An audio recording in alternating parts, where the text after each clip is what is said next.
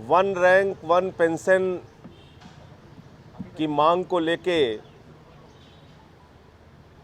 लंबे समय से पूर्व सैनिकों का आंदोलन चल रहा था। जंतर मंतर पर उस आंदोलन को सेना में लंबे समय तक अपनी सेवा दे चुके 75 वर्षीय विंग कमांडर रह चुके श्री CK शर्मा जी और उनके साथ के लोग लीड कर रहे थे। कल जिस बर्बरता के साथ हरियाणा पुलिस ने उनके साथ व्यवहार किया, जिसका जिक्र उनकी बेटी ने किया है, सेना में इतने लंबे समय तक सेवा दे चुके एक विंग कमांडर जिनकी उम्र 75 साल है, उनको सिर्फ इसलिए पुलिस के डंडे के बल पे उठाया जाता है क्योंकि वो अपनी न्याय की लड़ाई लड़ रहे हैं, अपनी एक मांग को लेकर जंतर मंतर पे आंदोलन कर रहे हैं। और मामला क्या है? मामला है 2013 में एक कंप्लेंट हुई उनकी संस्था में कुछ गड़बड़ी को लेके, और 2 बार उसकी जांच हुई। उस जांच के बाद एप्लीकेशन रिजेक्ट की गई, डिसमिस की गई। उसकी दोबारा सुनवाई की जाती है। दोबारा सुनवाई करके उस मामले का रिव्यू करा के हरियाणा की कोर्ट से ऑर्डर करा के इतने आनन फानन में हरियाणा की पुलिस रातों रात गिरफ्तारी करती है, जैसे किसी बहुत बड़े माफिया, किसी बहुत बड़े गुंडे, किसी बहुत बड़े अपराधी की गिरफ्तारी हो रही है।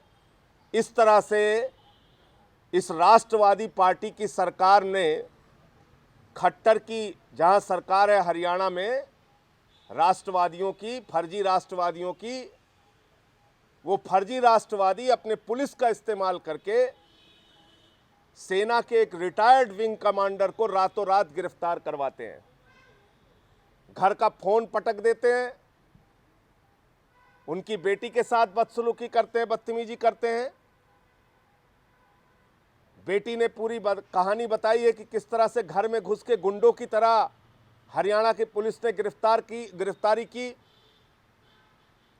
तो ये घटना भारतीय जनता पार्टी और मोदी जी जो बार बार ये कहते हैं कि वो सेना के जवानों के साथ खड़े हैं, सेना के जवानों के दर्द के साथ खड़े हैं, उनकी हिम्मत के साथ खड़े हैं, उनके साहस के साथ खड़े हैं। जो चुनाव के पहले बड़ी बड़ी बातें करते थे कि एक सर अगर कटेगा तो 10 सर हम काट के लेके आएंगे, किसके भरोसे?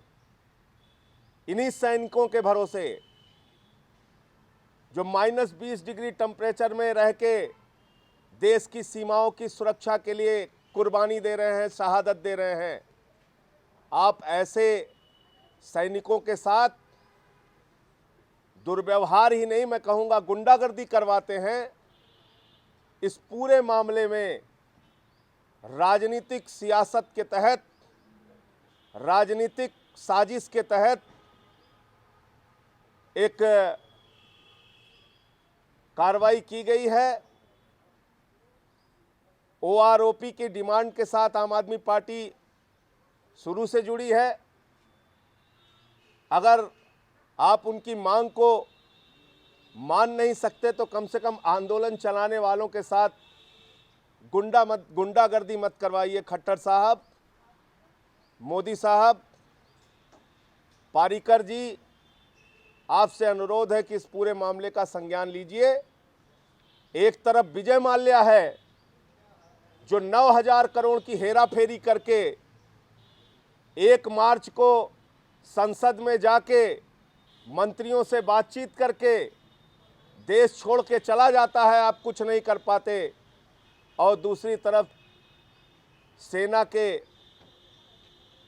रिटायर्ड विंग कमांडर हैं जो अपनी जायज मांग के लिए आंदोलन कर रहे हैं, तो उनके साथ पुलिसिया गुंडागर्दी की जा रही है, उनके परिवार के साथ पुलिसिया गुंडागर्दी की जा रही है। आम आदमी पार्टी इसकी कड़े शब्दों में निंदा करती है, आलोचना करती है, और हमारी मांग है कि इस पूरे मामले को तत्काल, जैसे 2 बार जांच करा के इसमें कुछ हासिल नहीं हुआ, तो इसको आगे चलाने के बजाय इस पूरे मसले को ख़त्म किया जाए, उन लोगों को रिहा करके बाहर किया जाए। कुछ 2 साथियों को उनके एंटीसिपेटरी बेल भी मिली है, और रिमांड पे लेके जो पुलिसिया उत्पीड़न सीके शर्मा जी के साथ किया जा रहा है उसको रोका जाए। दोस्तों, जैसा कि संजय जी ने भी बताया आपको कि बीजेपी और आरएसएस के तमाम नेता आजकल देश भर के लोगों को देशभक्ति का और राष्ट्रवाद का सर्टिफिकेट बांट रहे हैं, और जब भी आप इनसे बात करिए तो ये सेना की दुहाई देते हैं। ये कहते हैं वो सैनिक हैं जो सियाचिन पे गोली खा रहे हैं, ज़रा उनकी याद करिए। बाकी लोग जो याद नहीं करते उनको आतंकवादी बता देते हैं। कभी 1962 की चीन की लड़ाई का हवाला देते हैं, कभी 65 की लड़ाई का हवाला देते हैं, कभी 71 की लड़ाई का हवाला देते हैं, कभी करगिल की लड़ाई का हवाला देते हैं, कभी आतंकवादियों के सामने लड़ते हुए शहीद होने वाले सैनिकों की शहादत का हवाला देते हैं। और ऐसा लगता है जैसे देश के अंदर से बीजेपी और आरएसएस के लोग ही देश भक्त हैं, और सिर्फ यही लोग हैं जो सेना और सेना की शहादत की चिंता करते हैं, पूरे देश को उनकी चिंता नहीं है। तो ये जो कल की घटना हुई है कि किस तरीके से 1 रैंक 1 पेंशन के आंदोलन की मुहिम चलाने वाले और उसके ट्रेजरर श्री शर्मा जी जो 75 साल के थे, बीमार थे, जिस तरीके से जानवरों की तरीके से उनको उठाने का काम किया गया, उनके साथ बदसलूकी की जेल में डालने का काम किया गया, और उनके 2 और साथी मेजर जनरल सतविंदर सिंह और एक और साथी जो अदालत से बेल लेने के लिए मजबूर हुए हैं। तो इससे साफ पता चलता है कि ये आरएसएस और बीजेपी की जो सरकार है, इसको ना सेना से कोई मोह है, न इसको सैनिकों की शहादत से कोई लेना देना है। इसको ये लगता है कि जो इनके विरोध में खड़ा होगा उसको जो है वो बर्बाद कर देंगे। तो ये फर्जी राष्ट्रवादी हैं। एक दूसरा मसला है विजय माल्या का। 9,000 करोड़ के डिफॉल्टर का मामला है। माल्या को लेकर किस तरीके से बीजेपी नरम है, उनको बचाने की कोशिश कर रही है, बताने की ज़रूरत नहीं है। लेकिन वो तमाम चैनल जो माल्या के मसले को उठा रहे हैं वो मुबारकबाद के हकदार हैं। लेकिन मैं मोदी जी से एक सवाल और करना चाहता हूं। उनकी कैबिनेट के अंदर एक मिनिस्टर है mister YS Chaudhary, minister of state for science and technology के मिनिस्टर हैं। जो जानकारियां हमारे पास उपलब्ध है, उन जानकारियों के हिसाब से वो उनके ऊपर बैंक से कर्जा लेने और डिफ़ॉल्ट करने के बहुत सारे मामले हैं।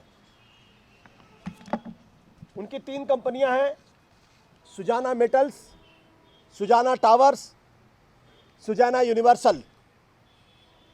और इन तीनों कंपनियों के अंदर अगर पूरा हिसाब जोड़ा जाए तो सुजाना मेटल्स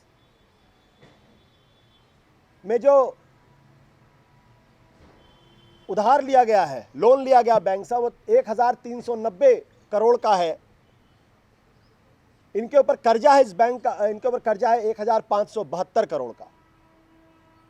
सुजाना टावर्स में जो बैंक से कर्जा लिया गया वह 1,414 करोड़ का है, और इनके ऊपर अपना कर्जा है वो 1,999 करोड़ का।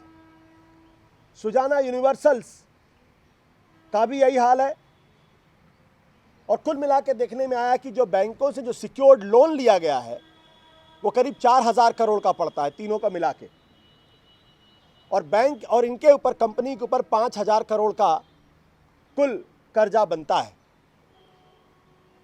हैरानी की बात यह है कि तीनों कंपनियों को मिलाकर जो मार्केट कैपिटलाइजेशन है, मतलब जो बाजार का आकलन इन तीनों कंपनियों की मिल्कियत को लेकर, वो है सिर्फ 200 करोड़ रुपए, और ये प्रॉफिट शो करते हैं सिर्फ 1%। अब ये बड़ी हैरानी की बात है कि जो कंपनियों की हालत इतनी बुरी है, उसको बैंकों से लगातार कर्जा कैसे मिल रहा है। और ऐसे शख्स को आप, मोदी जी ने, आपने कैबिनेट में कैसे उनको जगह दे दी। हाल में इनके कंपनी थी सुजाना टावर्स, वाईएस चौधरी, ये टीडीपी के खाते से केंद्र के अंदर मंत्री हैं, state minister science and technology हैं। हैदराबाद हाई कोर्ट ने जुलाई के महीने में 2015 में, जब मॉरिशस बैंक ने, जिन्होंने गारंटी दी थी इनके लोन की, वो अपील की कि भाई हमने जो लोन दिया है उसकी रिकवरी होनी चाहिए, तो हाईकोर्ट ने उनकी बात को सच मानते हुए कहा कि ठीक है, गो अहेड। चौधरी साहब के ने इस पूरे मामले को सुप्रीम कोर्ट में इसको चैलेंज किया। सितंबर 2015 में सुप्रीम कोर्ट ने इनकी अपील खारिज कर दी, और जो हाईकोर्ट का फैसला था उसको एज इट इज रखा, स्टैंड कर रहा है। इसका मतलब साफ है कि ये डिफॉल्टर हैं, और मॉरिशस कमर्शियल बैंक को अपने 92 करोड़ की अपनी रिकवरी का पूरा अधिकार है। इतना ही नहीं, जो all India bank employees association है, उसने देश के 50 बैंक डिफॉल्टर्स की एक लिस्ट बनाई। इस लिस्ट में चौधरी की कंपनियों का जिक्र है।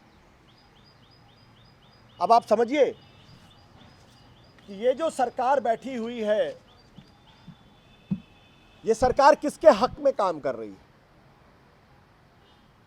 एक तरफ तो वे कहती है कि 1 रैंक 1 पेंशन की जो मांग कर रही है, उसके लिए हम पैसे हमारे पास नहीं, हम नहीं दे सकते। देश के लिए जान देने वाले, शहादत देने वाले, वीरगति को प्राप्त होने वाले, कुर्बानियां देने वाले जो तमाम सैनिक हैं, तमाम सिपाही हो, पिछले 6 महीने से ज़्यादा वो जंतर मंतर पर आंदोलन कर रहे हैं। और आपने देखा होगा पिछले दिनों, एक दिन अचानक रात को दिल्ली पुलिस पहुंची, पूरे इनके उसके जहाँ सैनिक बैठे हुए थे उसको तहस नहस कर दिया। इत्तेफाक से टीवी कैमरा था, इसलिए बाद में उसको रखना पड़ा, नहीं तो इनकी पूरी कोशिश थी कि उनको उखाड़ फेंक दें। तो एक तरफ आपके पास, आप राष्ट्रवादी का ढोंग करते हैं, आप देशभक्ति का ढोंग करते हैं, ओआरओपी जो सैनिक शहादत देते हैं उनके लिए पैसे देने का आपके पास कुछ भी नहीं है। दूसरी तरफ जो बैंकों के डिफॉल्टर्स हैं, विजय माल्या जैसे लोग, उनको बचाने का काम नरेंद्र मोदी की सरकार करती है। विजय माल्या जैसे लोगों को बचाने की कोशिश करती है, और वाईएस चौधरी जैसे लोगों को अपनी कैबिनेट के अंदर रखती है। ऐसी कौन सी मजबूरी है कि आप वाईएस चौधरी जैसे लोगों को आप अपनी कैबिनेट के अंदर रखते हो। या तो आप कह दो कि हम भ्रष्टाचार से नहीं लड़ना चाहते, बैंक से जो डिफॉल्टर करते हैं उनको नहीं लड़ना चाहते, तो सरकार को इस चीज का जवाब देना चाहिए कि भाई आपकी क्या मजबूरी है कि विजय माल्या के मामले में अचानक आप कह देते हो कि भाई ये जो एक मामूली से क्लर्क की गलती की वजह से उनके डिटेंशन की बात की गई थी। तो ये गंभीर सवाल है, और आम आदमी पार्टी स्पष्ट तौर पर कहती है, नरेंद्र मोदी जी, आप टीडीपी के खाते से वाईएस चौधरी को मंत्री बनाने के मसले के बारे में स्पष्टीकरण दीजिए, जनता के सामने अपनी बात स्पष्ट करिए कि क्या मजबूरी है कि आप ऐसे शख्स को आप अपनी कैबिनेट में रखे हुए हैं जो बैंक का डिफॉल्टर है। ये हमारी मांग है, स्पष्टीकरण। देखिए, इसमें जो पूरा मामला है, ये बात आपके संज्ञान में इसलिए लाई गई क्योंकि विजय माल्या के मामले में सरकार बहानेबाजी कर रही है। हालांकि मेरा स्पष्ट तौर पे मानना है, पार्टी का स्पष्ट तौर पे मानना है कि एनडीए सरकार की मदद की बदौलत ही विजय माल्या 1 मार्च को पार्लियामेंट जाते हैं और 2 मार्च को लंदन चले जाते हैं। इसमें कहीं ना कहीं खेल है, लेकिन ठीक है, उस पर तो आप सफाई दे रहे हो। जो आपकी कैबिनेट में बैठा हुआ मंत्री है वाईएस चौधरी, जो 5,000 करोड़ के बैंक का लोन लेकर डिफॉल्टर होकर आपकी कैबिनेट में बैठा है, उसके खिलाफ कब कार्रवाई करेंगे? जिसके खिलाफ हैदराबाद की कोर्ट ने ऑर्डर किया है, मॉरिशस की बैंक का वो डिफॉल्टर है, 5,000 करोड़ का लोन और कर्जा उसके ऊपर है।